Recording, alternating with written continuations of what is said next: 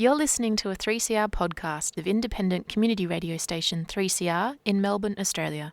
RadioMMT respectfully acknowledges the traditional custodians of the land from which we are broadcasting, the Wurundjeri people, and we are broadcasting to the Kulin Nations.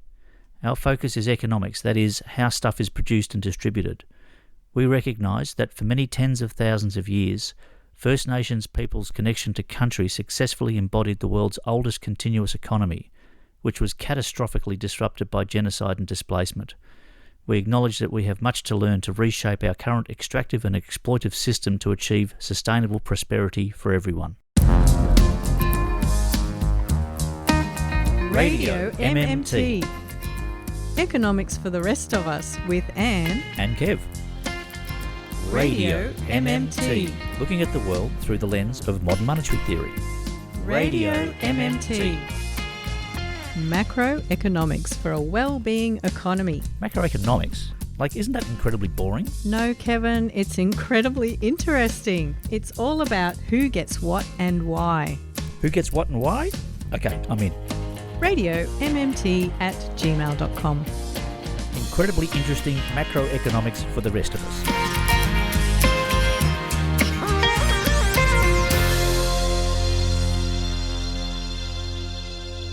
Welcome to another episode of Radio MMT. How are you this week, Anne? Hello, Kevin. I'm good. Hey, we've got a few things to talk about this week, and we're following mainly on from the conversation we started last episode, which was we're talking about inflation. Inflation. Yes, and we were speaking to our good friend Andy. That is right. So here on Radio MMT, we do talk a lot about where money comes from. So, of course, when the government spends, it is putting dollars into the economy, and we call those dollars the currency. And then when banks lend, they're putting dollars into the economy, and we call those dollars bank credit. So once you get that under your belt, that there's this monetary system, then of course the question comes up, which is, okay, we've got the dollars, we're using the dollars to buy stuff, but why do prices go up and down? Yes, and why do we have a target rate of inflation between 2 and 3%?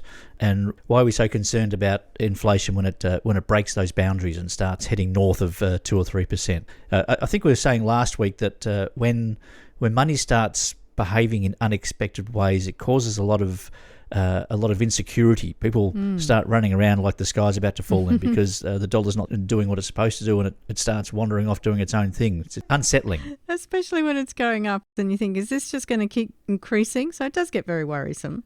It does get worrisome, but however, we should also point out that inflation assists with debt. If you have debt, say you've got a home loan, a lot of people have got a home loan, inflation will assist you in repaying that debt because you will be earning more and more, and as inflation kicks in, it helps to reduce debt. The same thing could be said of national debt for those who believe that we need to pay it off.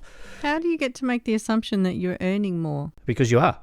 Okay, so if I take out a loan for $150,000 in 1992 for a house, and I'm earning, say, $30,000 a year, and then 10 years later I'm earning $40,000 or $50,000 a year, I still paid $150,000 for the house. And so the house as a proportion of my income is shrinking. So as long as your income's going up, inflation going up can be a good thing. Inflation helps people with debts and loans. It reduces the size of their loan in real terms. Well, we are going to return to our conversation with our friend Andy, the data analyst. And as we said in the first half of our conversation, which you can hear back in episode 28 of Radio MMT, we did look at the causes of inflation and how to manage the current bout of inflation. And especially we looked at the conflict about who is to blame for the most recent inflation that we're experiencing. And today we'll continue to look at the recent public debate around inflation, and it is so important to understand this because it is yet another battle site over which the class warfare continues to rage. So shall we go to that clip with Andy? Yep, let's hear more from Andy. You presented us with a graph which had a scattering of blue dots on it, which when you presented to me I couldn't make heads or tails of it, but have since figured out that It has two axes. One which says post-budget annual inflation, which is basically your vertical axis saying inflation, and the horizontal axis saying the budget position, which is how much the government is spending as a percentage of GDP. Now, the orthodoxy would say that if a government is spending into the economy above a certain rate, well, at all, some of them, that it will cause inflation. And this is kind of like the orthodox free market approach that says that the economy should be driven by the private sector and the government should stay out of the way. And the argument they make is that if the government spends into the economy, it's going to be inflationary. Now, what you've done is you've put these points all over the graph to see if there was any consistency to that point of view over history, going back. How many years does this graph go back? About half a century, back to the start of Whitlam. So back to 72, and what you would expect to see on a graph like this, I'm guessing, is that if government spending as a percentage of GDP increases, then uniformly inflation should increase. And so we should see these patterns. But what you've given me is a scattering of dots that makes no sense at all. Can you run us through this? How do you explain this graph to us? Yeah, so, and with apologies to people who love hearing about graphs over the radio, basically what I'm trying to do is identify in the data what people have been, I guess, prophesizing about for a long time. And I was kind of surprised it wasn't very easy to find anything like this out there. So I needed to do this myself just to sort of test out the hypothesis. But essentially what I've looked at is, are the prophecies true about when we run deficits that causes inflation? We should, you would think, on average, see a sort of trend. When we have deficit spending, that should factor into higher CPI in the forthcoming years. And what I found was that when I looked at the budget deficit in a given year, and I looked at the CPI growth in the subsequent year, but also 2 years later, 3 years later, it was really impossible to find anything like that sort of pattern. So what you would expect is that in the years that we have a larger deficit, you would have inflation somewhere. But really, the consistent story, no matter what kind of lag you looked at, no matter when in the year the budget was taken, there simply is no pattern, no matter how you cut it. So there is no explanatory power of a budget deficit. I actually tried to find a way that it fit orthodox economics. I actually couldn't. I tried very hard to find, an example where the things that people say and take as commonplace truth actually borne out of data, and I simply couldn't. And my suspicions were that I would find this situation because, the reality is inflation is such a complex thing and usually driven by supply. And in fact, the RBA recently did analysis to show that 80% of the inflation that we experience in Australia is supply driven. And I'd suggest that a large part of the other 20% of that is the reaction to the supply, which is where the neoclassical economists looked for the cause, which is to say, if there wasn't a supply side problem, you probably wouldn't get the other 20% either. Yeah. So in short, I dove into the data, and that period of time encompassed the oil shock. It encompassed the Iranian Revolution and the subsequent energy crisis. It encompassed the Kuwait War and the subsequent oil price. It encompassed the recession we had to have. It encompassed the dot-com bubble crash. It encompassed the GFC and COVID. So, I've taken the calmest economic periods and the most volatile. In every case, more than 90% of inflation remains unexplained when you factor in budget deficits. So it's supply side. You really don't see any pattern emerging between deficits and inflation. And I'm a data analyst professionally. I can't really take any other conclusion. Sometimes people hear the term modern monetary theory and they just go, oh, this is all just theory. Like we live in the real world and you've got your modern monetary theory. What you're doing here is applying the neoclassical theory to a real world situation. And what you're finding is that their theory falls short, that it has no basis. When you analyse the data and apply it, the predictions and the modelling and the policies that they apply, it's random, which is to say it doesn't work. Essentially, yes. You have periods of high inflation that also coincided with surpluses. You had that during the Kuwait War. We were running surpluses, but because of international supply issues, we had high inflation.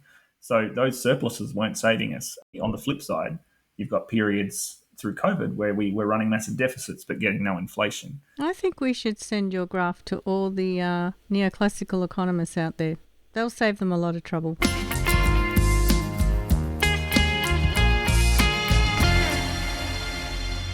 Well, Kevin, we began with a Radio MMT scoop here because Andy, the data analyst, did some original research for us and he produced a graph, which you won't find this graph anywhere else. And that's kind of strange, actually, because you'd expect to see this kind of graph all over the internet because this graph is illustrating something that mainstream commentators and orthodox economists, they harp on and on about it all the time, which is that government spending invariably leads to inflation. The interesting thing about that, there might be some graphs that have been attempted to be made before to prove the position of the orthodoxy. Mm-hmm. And when they've tried to make a graph that makes sense, that proves the point that government spending increases inflation, and they've been unable to come up with anything, I reckon they've put it in the bin because it kind of disproves their own theory. But it's one of the core planks of misinformation that's constantly spread, that government spending causes inflation. We've got a data analyst going through the figures, trying to find a way to prove that it holds some substance, and he can't do it. We shouldn't let a bit of data get in the way of a good story. Yeah, never let the facts get in the way. That's right. You're listening to 3CR 855 AM on digital and on the internet. www.3cr.org.au. So we do actually know how to help out the average consumer or the average worker. We know what the techniques are for reducing the cost of living when it's going up. And yet we still have the Reserve Bank of Australia running off like cowboys and raising interest rates. Yeah, the strategy used to manage inflation, they're putting up interest rates. If people are paying off houses and they have pressure to meet rising mortgages, same with rents, etc., they're going to be doing everything they can to put their wages up to meet this increased pressure. So a lot of the policies that are used to fight inflation actually entrench long-term inflation, which may have subsided by its own kind of cycle. So raising interest rates objectively increases the CPI, which seems contradictory. Like we all hear about the point of interest rate rises as being deflationary. Our good friend Andy. Now, of course, financial services, which is a key part of the overall basket, goes up completely in line with those interest rate rises. So it's directly increasing cost of living. And I don't think you don't have to be an economist to know that your cost of living goes up when your interest rates go up. So I guess that the logic in the long term is that it reduces demand. I'm not sure how much demand is a factor in inflation, and therefore it's not clear that continually raising rates is going to curb this current event. You know, the risk of going too far with interest rates is that you actually end up putting businesses out and you end up creating more supply problems. You're kind of creating problems while you're trying to fix everything with a tool that solves a different one.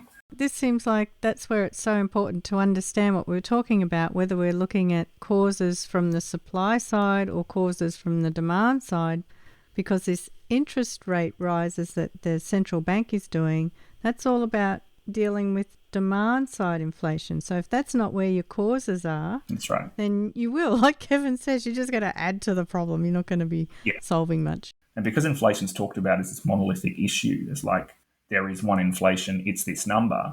You don't see that subtlety. And the approach to inflation just needs to be a bit more nuanced.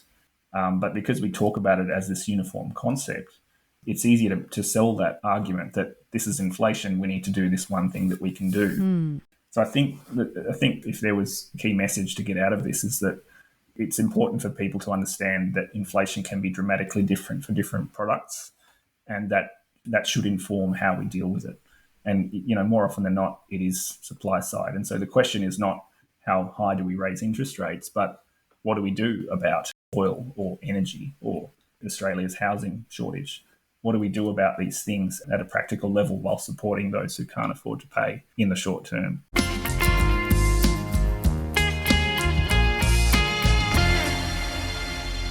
The interesting thing, Japan's inflation, although it's increased, it hasn't increased as much as Western societies who have put interest rates up. So Japan didn't put their interest rates up. They still suffered from inflation to a degree because oil prices went up and other things went up, supply side problems. But inflation didn't rise as much as it did in other economies who put their interest rates up. Putting interest rates up actually fuels inflation, and that becomes apparent when you compare Japan to other economies. I thought the jury was out on that. Are they now saying that it actually does? It's counterproductive and it's increasing inflation when they think it should be decreasing inflation. Well, just think about it. So the point I'd make about raising interest rates as a way of fighting inflation is that if you have a transitory inflation episode like a war in Ukraine and oil prices go up, if you just leave it alone and say, rightio, it's transitory, it will eventually settle and come back down again. Oil prices will go up and then they'll come back down again, and that's on a background of an inflation rate set between 2 or 3%. You'll find that it'll probably just be a reasonably steady increase in inflation as per normal. But if you then apply raising interest rates over the top, you've set people up where they need to earn more money, so they're going to push their wages up, or they're going to pass those interest rates on as rent if they have an investment property, or if they're a small business, they're going to pass them on as an additional cost to their product. And so you see a steep incline in costs. You actually exasperate the situation and make it worse. The very strategy you're using to bring inflation down will have the opposite effect. And to me, that just seems obvious and stupid that people continue to do it. I mean, that it's counterproductive. Yeah. Yeah, but then if you raise interest rates, rich people get richer. Yeah, and the other thing is you increase inequality because you're putting pressure on people with loans and they have to struggle harder, and they pay the banks who then distribute that to shareholders and people with interest-bearing accounts, so the rich get richer and the poor get poorer. Because if you've got a mortgage that's going up, you'll have less spare income to go to the restaurants or go out to see shows and so on. So all those small businesses will suffer. But you'll be giving more of your income to the banks, who will then go and see more expensive shows and go on more expensive holidays and buy more expensive cars. But the other way out of that problem is if you have less money available to service your loan, you will go and try and put your rate up, and that will be inflationary. Subcontractors, a lot of people now aren't employees, they're subcontractors, and they simply say, right, well, my rate has to go up by 10-15% to cover the extra loan. That relies on their market power to be able to do that, doesn't it? Yeah, and some people will fall off. Not everybody's going to be able to put their rate up, so they end up in poverty. Some people can bridge the gap, but it exasperates, it makes everything worse. They're fueling a need for people to increase their wages, and they're putting more coin in the pocket of people who are already rich. It's a completely bogus solution to a problem because they don't understand what the causes are. I think we're recommending against putting up interest rates to fight inflation. Once you look into it, it's the dumbest thing I've seen. But before I understood all this sort of stuff, you sort of accept it because it's the norm, but it doesn't make any sense. You've got to look at the flip side of it, which is, how does it decrease inflation? And it's supposed to be drawing money out of the economy to push prices down, and yet in nearly every instance, all it's going to do is cause somebody ruin, or it's going to push prices up. It just... Isn't there theory that if you increase interest rates, then businesses are going to take out less loans because they're not going to want to pay the increased interest rate, and therefore there'll be less business activity, therefore there'll be more people unemployed, therefore there'll be less people buying stuff, therefore prices will go down? Yes, apparently less people buying stuff means prices are going to go down, but they don't. If that was the problem in the first place, if it was a demand-side problem, and we know that it's not, we know that it's a supply-side problem, but if it was a demand-side problem and you applied this strategy across the whole of the economy by increasing taxes like the GST, etc.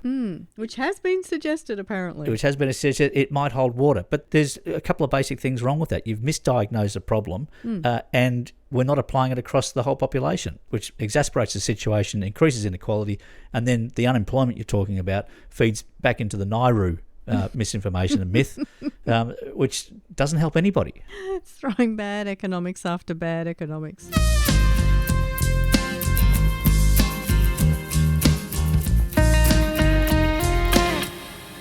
Why does the Reserve Bank of Australia and other central banks, why are they so intent on putting up interest rates when it seems to be so counterproductive? Because interest rates only deal with demand-side inflation. They don't really deal with supply-side inflation for a start. Well, it goes back to the quantity theory of money that we're talking about in the last episode. Okay. The orthodox economists think that inflation is caused by people having too much money in their pockets, and that's what pushes prices up. And they think to cure that, all they're going to do is put interest rates up. Well, that doesn't affect the whole population. That only affects people who are struggling with loans. It's a completely flawed logic, yet it's the only instruction they've got in their ridiculous guidebook on how to deal with their inflation. manual of how to run the economy. Yeah. Well, as the MMT economists like to say, monetary policy is a poor tool for managing your economy, and monetary policy is the Reserve Bank putting interest rates up and down. And you really need your fiscal policy, which is what Andy was talking about, which is your government spending and spending in the right places. Then you can manage inflation a lot better. Yeah, and regulation on top of that as well. I mean, if you've got supply side issues, then you need to regulate the distribution of those supplies that are in short supply. And that might be rationing, or it might be some sort of price controls or something like that. I mean, this is called red tape. That's called regulation. That's called big government, Kevin. Yeah, which of course, the orthodoxy hates that. The orthodoxy hates the government spending into the economy to help it when it needs help. They hate the regulation, the red tape. They just want to see money siphoned more and more to the top at the expense of people at the lower. And they disguise this insatiable appetite to keep on feeding their coffers. They disguise it with all of this misinformation and mumbo-jumbo economics, which is nonsense. Well, we're not going to let them get away with it. No. More of that interview with Andy. Back in July 2021, on the ANZ Bank's podcast ANZ On Air, Stephen Hale was interviewed in an episode called MMT in a Post-COVID World. And he is, of course, an MMT economist. And he said that unless the rate of wage growth in Australia accelerated, and it has been subdued for some time, there is unlikely to be persistent inflation. And then I heard MMT economist Stephanie Kelton say that a big part of the recent debate over the inflation that we're seeing at the moment has been whether it's persistent or transitory. And so what are the economists arguing about here, and why is it so important to understand whether it's persistent or transitory? So the Reserve Bank have been using that as an argument in terms of persistent inflation needing a longer-term solution. So essentially it's important because policymakers and central banks need to have a good guess as to whether it's persistent or transitory in order to understand what levers it pulls. So, we had double-digit inflation from 1971 through to 1990. That's 20 years of inflation that was much, much higher than it is now, even at the peak. That's pretty persistent. Yeah. So this is something that, not everyone lived through, but it's certainly reality. That's the inflation from Kevin and my era.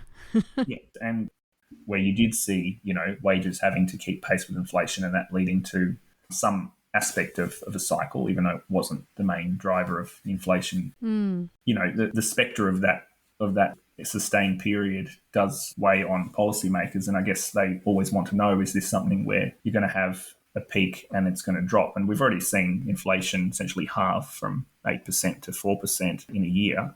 So it's certainly pretty obvious that the supply side problem is something that will resolve itself.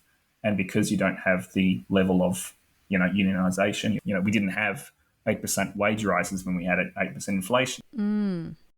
So I think that most inflation events in an ununionised workforce will be transitory because they're usually supply driven.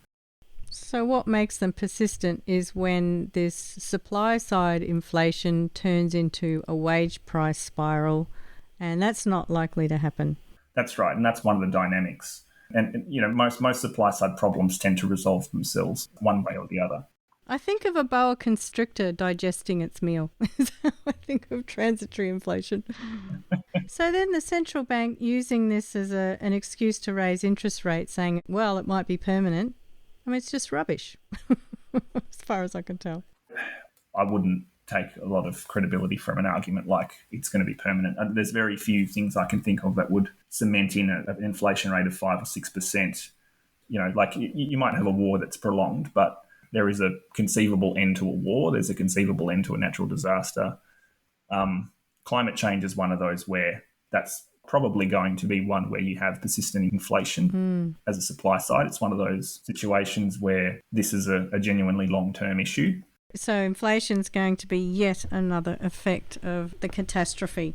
Yeah. If you look at the inflation figures now, one of the highest items of those 87 is insurance. Oh, interesting. And it's sitting at over 8%. And it's one of the strongest drivers of inflation at the moment. Okay. What you're seeing is insurers over time declaring more and more of the country uninsurable or raising insurance premiums because of climate change related disasters.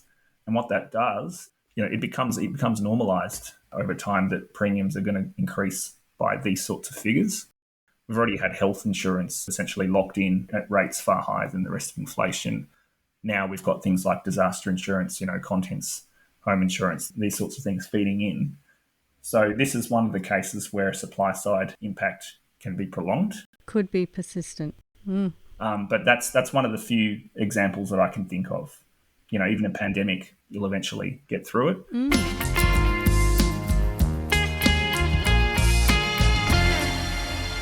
The way these economists have their debates, and they're always using terminology that you've got to decode so you understand that these debates are actually a form of class warfare. So in our previous episode, we saw this debate over whether the cause of inflation is supply side, which is code for let's blame the businesses, or demand side, which is code for let's blame the workers. And now we also see that there's this debate over whether the current bout of inflation is persistent or transitory. And this is also a battle over whether we should blame the workers. And it's a debate about how much power the workers have, because you're only going to get this persistent inflation when you have a wage price spiral. So that's when workers have the power to get higher wages in response to businesses putting up their prices, and then businesses will put up their prices in response to having to pay higher wages. But the thing is that workers don't have this power at the moment. No, they've had their knackers chopped off many years ago. There's far fewer workers are members of unions, and union power is much diminished. I'm James Juniper. I'm an economist at the University of Newcastle, and you're listening to Radio 3CR. Let's hear more from Andy. One of the basic axioms of modern monetary theory is this idea that the Australian federal government can never run out of Australian dollars. Therefore, its capacity to spend dollars is unlimited. However, it's not going to spend unlimited dollars because it does have real constraints. In other words, there's only so much stuff and only so many goods and services that it can buy. And if it tries to spend more than what's out there, then it will start to cause inflation. So then one of the things you really want to know about your economy is, when is it getting near to its full capacity? And I heard an interview with Stephanie Kelton in which somebody asked her, well, how do you know when the economy is getting near to its full capacity? And she said that you might do something like America did when it was fighting World War II, which was it created a National Resources Planning Board, which apparently was the only national planning agency in US history. And so that means that you'd end up with a department which is full of people measuring the capacity of your economy, like of your farms and of your factories. And in this department, you might have union leaders and business leaders and economists and social scientists and experts in land use and water use and transportation and on and on. And so I was just wondering, do we currently have anything like the Department of Full Capacity here in Australia? I've certainly worked at agencies that feel like the Department of Full Capacity. That's for a different reason. I think, no, we don't really have something that's exactly like that. And there were particular policies enacted by post-war government around things like the New Deal that required these sorts of bodies to exist. And this was one of the most dramatic examples of central planning in free market economies that we've seen. And we had it all around the world, not just in the States. And it did require that better data. At the moment, we obviously have far less of a government footprint in our post-war economy. And so we don't really have something like that. We have all sorts of measures that contribute to a picture of capacity. The Bureau of Statistics publishes, obviously, unemployment rates on underemployment, on underutilisation. Mm-hmm. These are quite important in discussions around fiscal policy. Whether there's the capacity to absorb extra spending is a term that's often used. If you're going to have a jobs program or an employment subsidisation program, you need to know you have the workers. And at the moment, we've got about 500,000 people unemployed and another over 1 million underemployed. So there arguably is a lot of capacity to spend extra to employ those people. So there are other private firms that publish figures on sort of industry level capacity utilisation figures. So you have economy-wide reporting from businesses saying, I'm not using everything that I can use. Either my people aren't working, they're off sick, or I've got 3 coal-fired power station units down or whatever. So, but I guess, the reality is that you're never really going to reach full capacity. Like the amount that it would take to reach full capacity in terms of just the labour force capacity that we have would involve a deficit the likes of which we've never seen. So I don't think we're at any risk of running out of capacity in Australia. Well, that explains to me why economists like Stephen Howe, they always seem very blasé about dealing with inflation should we reach full capacity. They're like, oh, we'll deal with that when we get there. Yeah, I mean, I can understand why, because we've never gotten there, and it's very hard to believe that we will. We're kind of harking back to the territory of orthodox economics in terms of always discussing inflation from the lens of demand side. Like we will suddenly be spending too much. Almost no inflation events really are demand side, because demand side inflation is basically the only type of inflation that is actually within the government's control. As a government, you can stop spending. You can cut your budget. You can do that with a stroke of a pen. You can't end a war with a stroke of a pen. You can't stop climate change. So supply side inflation is the one that is challenging. Whereas I think Stephen's point is that, well, if you're spending too much, just stop. That does make sense.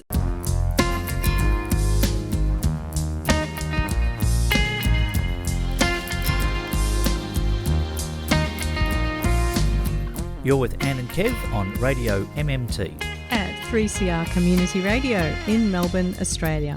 And wherever you get your podcasts. Economics for the rest of us.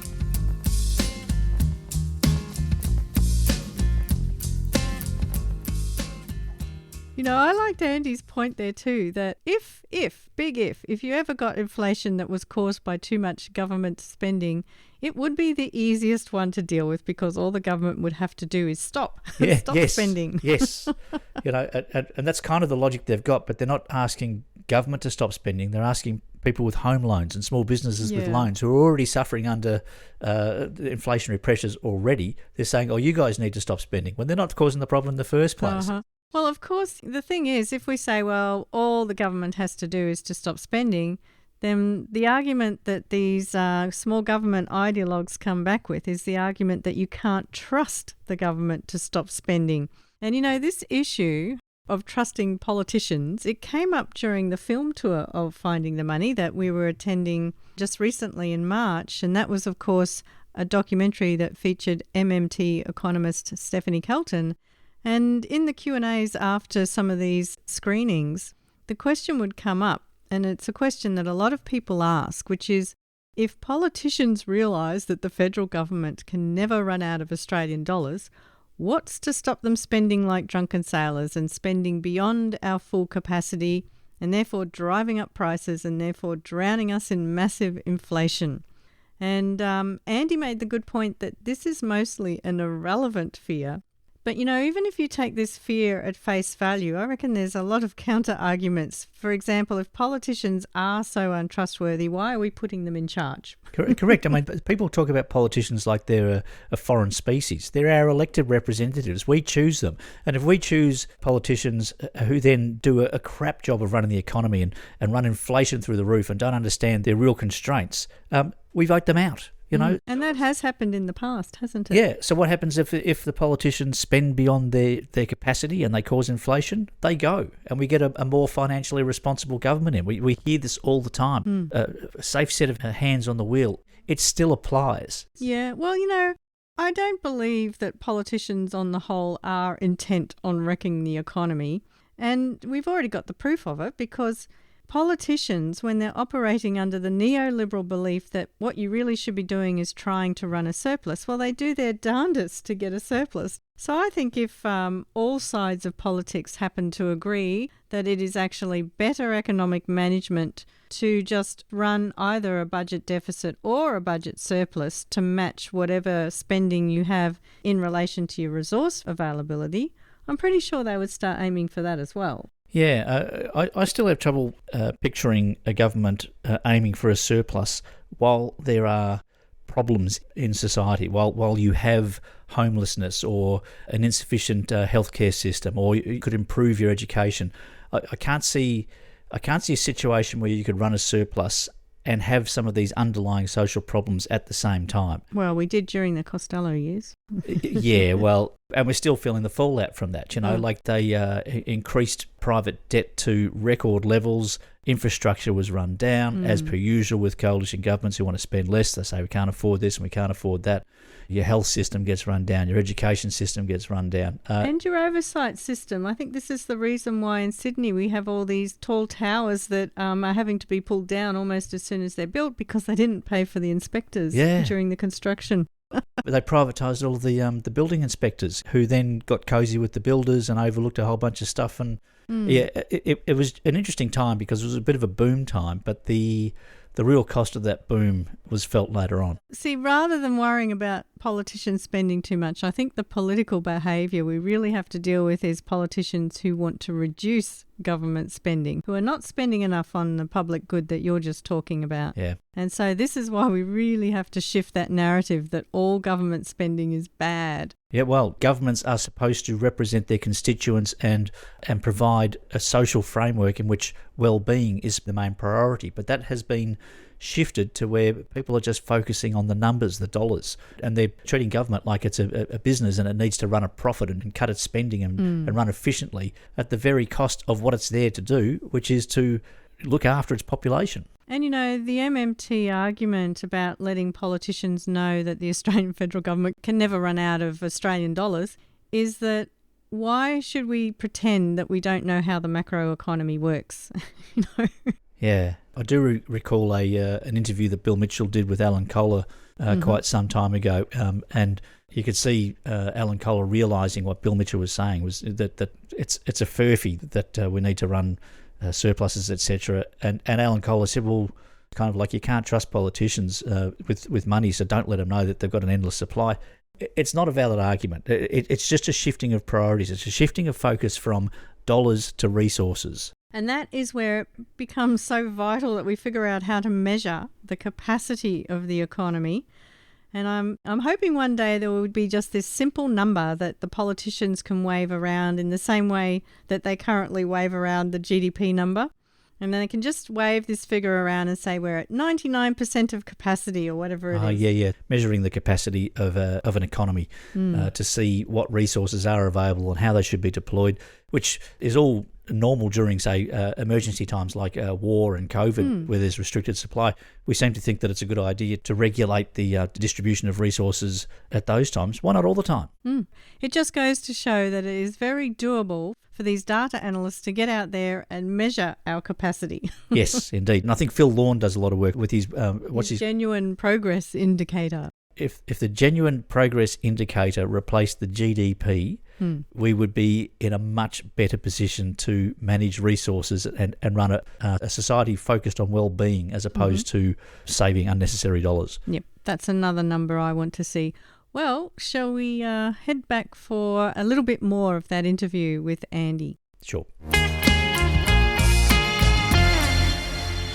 I guess where I was heading with that question about the Department of Full Capacity is, MMT economists always get criticised because people say, well, the MMT economists are saying, well, just spend and spend, and then if we see inflation, then we'll just start taxing. And I just thought, well, if you had a Department of Full Capacity, then you could see when you were heading for inflation and, you could do preventative. As you say, you could just stop spending.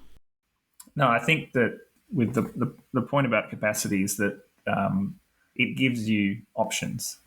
If you know you have spare capacity, then you've got a way of combating inflation even if you increase spending because you've got a productive workforce. You can actually put downward pressure on inflation even if you spend. It's always a question of what you spend on. The answer isn't as simple as just stop spending or spend less. Often spending more is the answer. For example, that's the argument behind a job guarantee, which is a policy that I support. If you offer anyone a job who wants one, then you're probably going to be creating a deflationary policy, even though you're spending more, because otherwise you're paying welfare, you're still spending on those people, but you're not getting the deflationary pressure of an increase in supply. So it's not as simple as stop spending or spend less. Often spending more is the best outcome for inflation. It's a bit more subtle than just don't spend. The other point I'd make about capacities is an interesting thing to watch out for that the ABS is working on, called the Time Use Survey. There's going to be quite a bit of detail about how Australians actually spend their time. How we've changed from, decades ago. Are we spending more of our time working 3 jobs? Are we spending more of our time doing leisure activities? And, obviously that's not a measure of capacity, but it gives us a window into how we're spending our time. And that may actually give policymakers some food for thought around how do we think of capacity. If people are spending half their time administering, their health, because I can tell you what, I spend half of my time on hold yeah, to companies who no longer want to pay for reception. yeah, that's a measure of certainly underutilization. It will give an insight into how we can better organise a society such that it can absorb extra deficit spending, because we know that we're taking people out of useless tasks and putting them into producing. So we do have a lot of the tools in place, I guess is what I'm thinking. If we had a government that did decide to run the economy from an MMT perspective. Yeah, a lot of the measures there can be repurposed.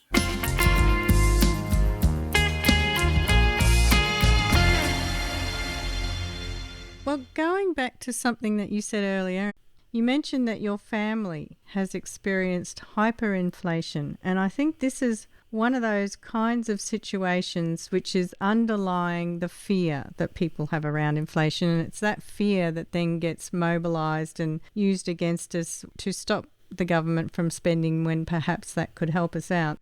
But I'm wondering, just what is it like in the stories that you've heard people around you tell? What is it like actually to live through that kind of situation? Yeah, so with the caveat that I lived through it only in a technical sense, where I was a toddler and don't really have managing my own finances. What I hear is that people are very resilient and very pragmatic when it comes to situations of hyperinflation. And it was quite interesting reading recently about some of the major instances of hyperinflation in world history.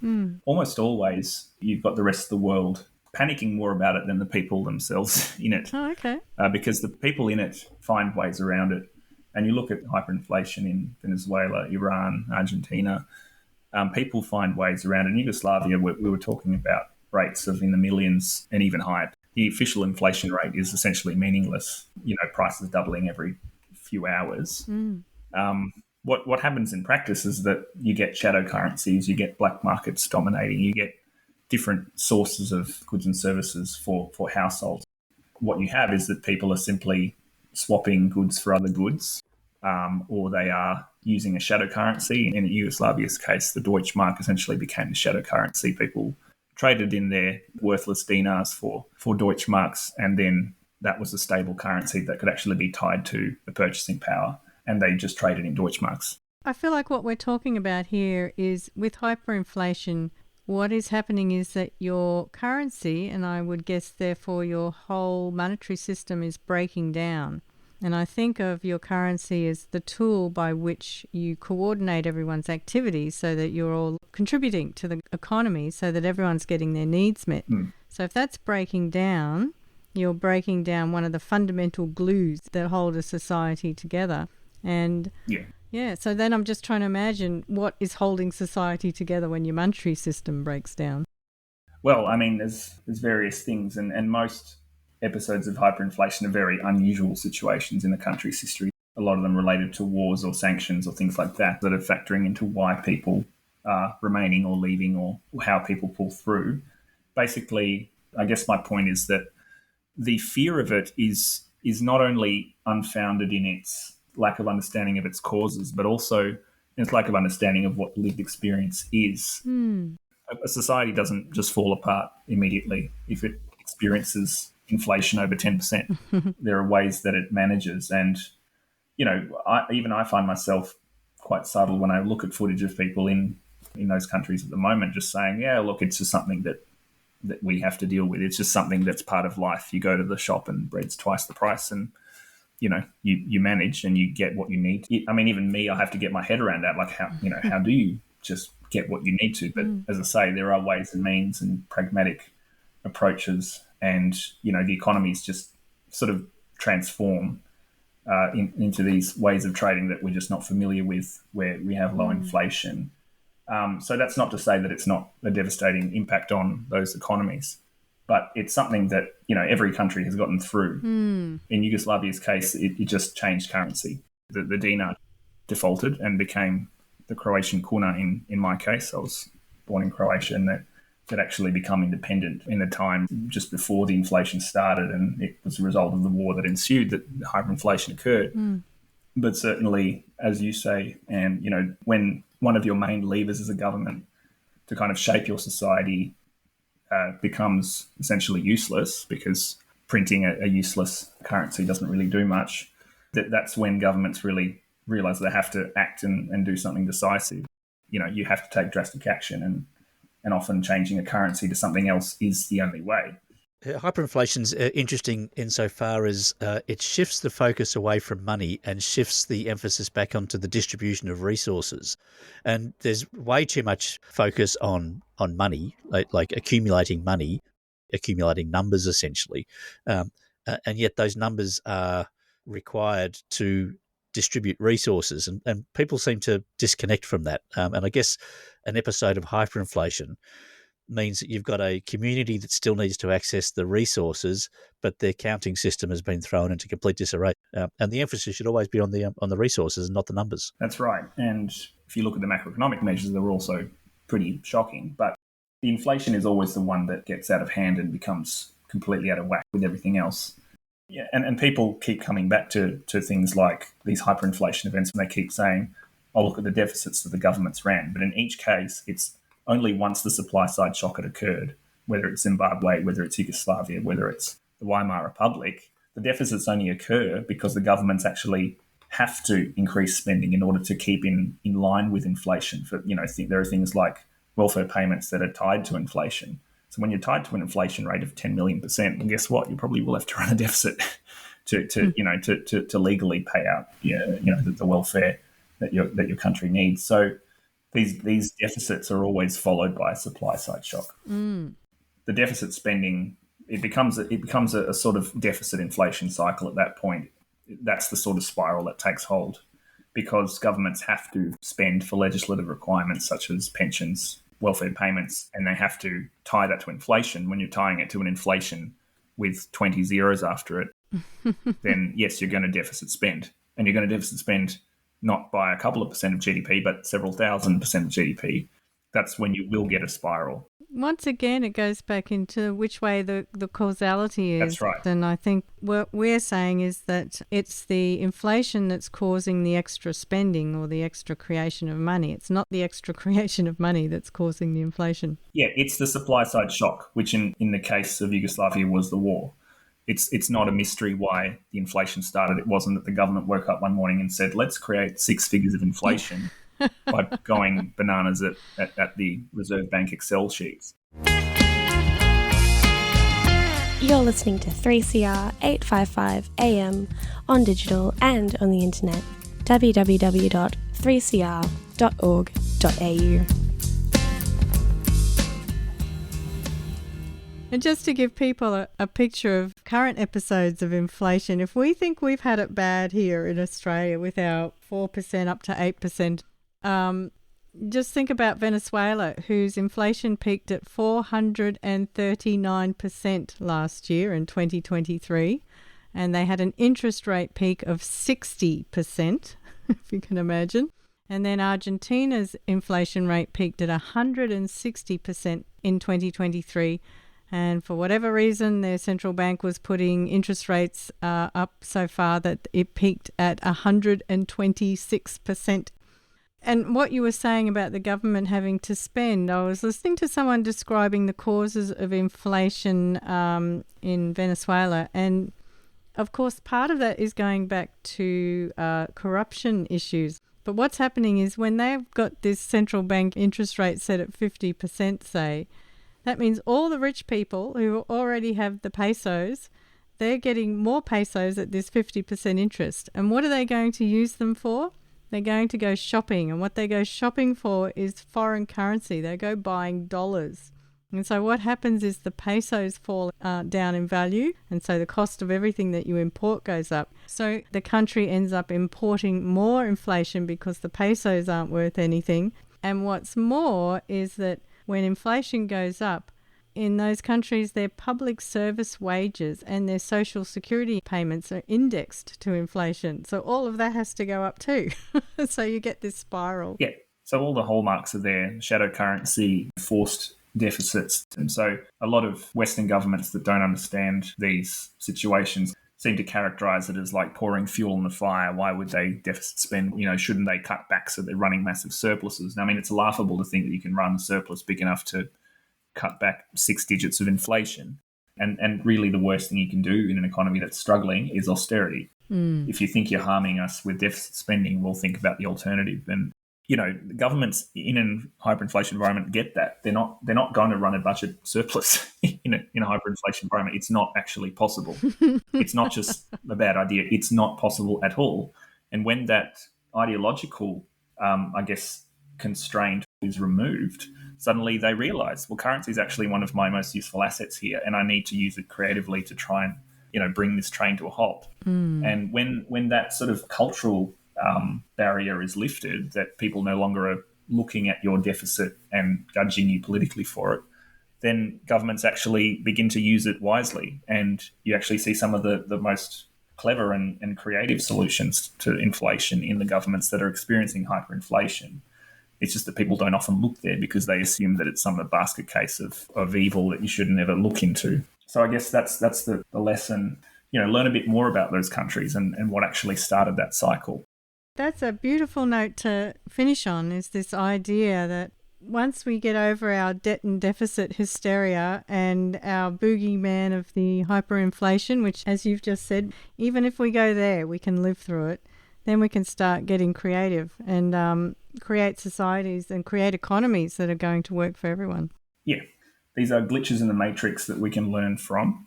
And I think it's worth learning about because I think, some of the main cultural barriers to things like MMT and post-Keynesian philosophies getting more credence is that spectre of the idea that it has caused all of hyperinflation where it's actually caused none of it. And if people show you context-less photos of wheelbarrows full of cash, we'll go read about what caused the inflation environment in the Weimar Republic or Zimbabwe or anywhere else, and you'll learn that they were always started by supply side shock. And that's really what we need to be looking out for is, how do we manage those supply shocks? That's the challenge. And people often want an easy answer and they want to just say, turn off the tap because it feels easy. It makes people feel secure that my economics just has an easy answer for everything. But the reality is that supply side inflation is challenging and we need to approach it with that sort of mature outlook. Otherwise, we are setting ourselves up for only making it worse. Thanks very much for being with us, Andy. Been great talking to you. This has been very insightful. It's nice to see the detail and the nuance attached to inflation and what can be done about it, as opposed to just these simplistic ideas given to us by the orthodoxy. Thanks very much, Andy. Pleasure, and hope to chat to you again. Thanks a lot.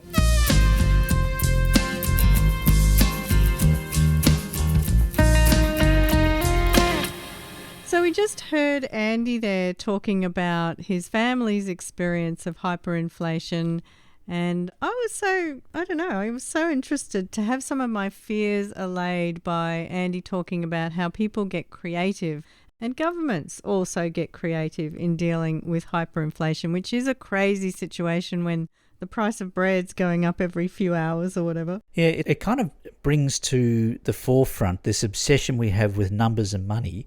when we should have an obsession about resources, because in hyperinflation episodes, in war, in any sort of catastrophe, you've got people who need resources. And money is one way of assisting that. Putting those two things together, isn't it? But it's not the only way. And what we're hearing from Andy is when that system breaks down, when the monetary system breaks down because it's too crazy to have any sort of confidence in, people will find other ways to feed themselves, to keep a roof over their head, to manage to find those resources. And I think it's healthy to look at that because it helps you refocus on the issue, which is resources, not money. Exactly. Well, there's a couple of things to note there, which is that most of the hyperinflationary episodes in history have been triggered by what they call supply shocks. And so a supply shock is when your resources suddenly disappear for some reason. So in a war or in a drought where you'll have a crop failure. And so the only way you can deal with it is at the resource level. But you can still use that tool of money, to re-establish some kind of supply that you need. And my favourite example of how you get creative, as Andy was saying, governments can get creative and still use either their own currency or a shadow currency. My favourite example of that was in Australia during our lockdowns when the government decided to fund universal childcare. And that actually managed to bring down the cost of living because the people that they needed working, all those so-called Essential workers. All the essential workers, that's what they were calling them, wasn't it? Yep. And they needed their childcare because... they've got kids and they've got to go to work, but it's COVID, so... Exactly. So that's a great example of how the government can get creative in its spending. Yeah, it wasn't probably just the cost of living. They were essential workers. They needed them, but they couldn't work if there wasn't anybody to look after their kids. And you see the government using its fiscal capacity to keep the train on the tracks, you know. Exactly. The other thing about hyperinflation, sometimes hyperinflation sends my head into a bit of a spin, like there's a few things going on there.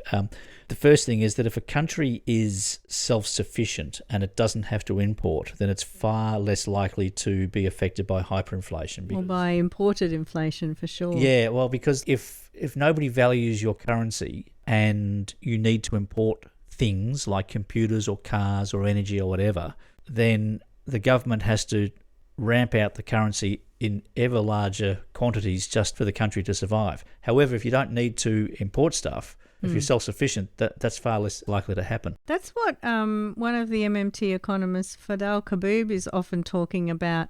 And so MMT talks about monetary sovereignty, and then he starts to talk about a country's energy sovereignty or their food sovereignty. And that's what helps buffer you against what's going on the international stage. Yeah, so that's a good way for a country to reduce its exposure to inflationary pressures is to be self-sufficient, which is probably why Russia's invaded Ukraine, because that will help stabilise a lot of their supply issues. All about the resources. It's all about the resources. And the other thing, the line that I toss out when people use hyperinflation as a possible outcome of using MMT, where they say, oh, well, MMT, you're just going to be printing money and you're going to have hyperinflation. Right. I always say that hyperinflation is a symptom, not a cause.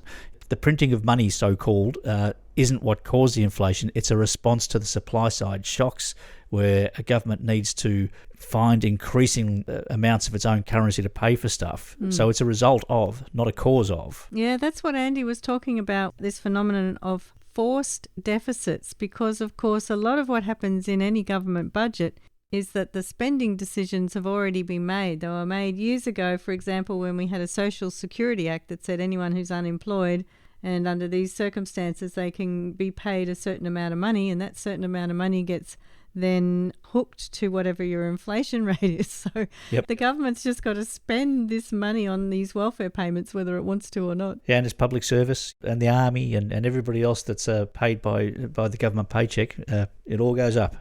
Yeah, so it's not about politicians being bad economic managers. It's the circumstances, and you've really just got to learn how to ride those big waves. Yeah, it's kind of like, I'm trying to think of a good analogy. There'll be an analogy like where there's a disaster that's happened and you blame the result on the cause. So it'd be like it's like a tsunami. If a tsunami comes through and you see water everywhere and you go, well, there's too much water in the ocean. It's not that there's too much water in the ocean. It's something else caused that flood, and so hyperinflation is similar. It's not the flood of money that caused the problem. The flood of money was caused by something, and you have to find the cause. Is that like if there was a tsunami that came through and it knocked all these houses down, and then you saw a whole lot of homelessness? You'd blame the homelessness on the lack of housing instead of the tsunami being the cause. Yeah. Does that work? Yeah, your causality logic has failed somewhere, is what we're saying. You're blaming the wrong thing for the problem. I'm trying to think, if a tsunami came through, it knocks down the houses, and you're a mainstream economist and you see all these homeless people, you're going to... I think my tsunami one's pretty good. So there's too much water in the ocean, that's what's caused the tsunami. No, that's not what caused... All you're seeing is the water. You're saying everything's wet, and so you blame the water for the tsunami. You blame water for being wet. Yeah, and it's the same. You blame the currency for causing hyperinflation. No, the currency didn't just get there by itself. Something caused that to happen. So you got to find the reason. Well, I think we should end on a good analogy, Kevin. Yeah. It's always very satisfying finding a good analogy. Yes, we've got Mafalda coming up with Vicky next, and so we need to get out of the way. Till next time. See ya. See you then.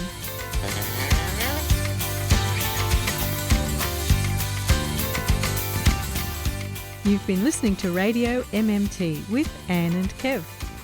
We'd love your feedback. Email us on radioMMT@gmail.com or search Radio MMT on social media. Listen to this show anytime wherever you get your podcasts or on 3cr.org.au/Radio MMT. Support this show and the station by subscribing to 3cr.org.au and mention Radio MMT. We thank all our guests. And we thank economist Professor Bill Mitchell and his mmted.org, educating the masses on modern monetary theory. And thank you to our listeners for listening. And I thank you, Kevin. And I thank you, Anne. So what's planned for next week? Kevin, there is still so much to talk about. We've got to expose all this rotten economics. Well, no, that's good, and I get it. Do you reckon we could use a bit more music? Well, I made a list of all these terrible economic theories. Like, I've heard of the theory of comparative advantage, or the quantity theory of money, or the loanable funds theory. Have you heard of a band called Single Gun Theory? Like, they're a really good band. I'm sure there's a whole range of, like, macroeconomic music that I could bring into the show. Yeah, but we really need to do marginal productivity theory, not to mention the natural rate of unemployment and the money multiplier. You've got a pretty good singing voice. I play bass. Bill, he plays guitar. I reckon we could form a macroeconomics band. Like, we could deliver this whole message by music. Well, we could call the band the permanent income hypothesis, or the Ricardian equivalence, or rational expectations. I think we're onto something here. We're trying to make macroeconomics more interesting to the masses. We're going to form this band and sing it to them. And we're going to bring the economists in. We're going to get musical. Radio MMT. Economics for the rest of us with Anne and Kev at 3CR Community Radio, Melbourne, Australia.